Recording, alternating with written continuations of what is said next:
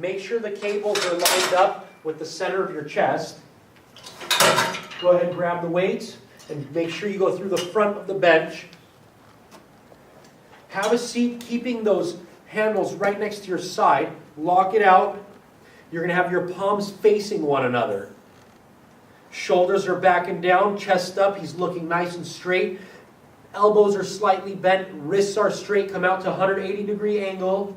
Make sure your arms are lined up with the middle of your chest. See how his arms are lined up with the middle of his chest, and hit it right here. Nice and hard, nice and strong. Look at how his arms are lined up with the center of his chest, and they're not moving up or down during the repetition. It's right in the center. Wrists are straight. He's looking straight.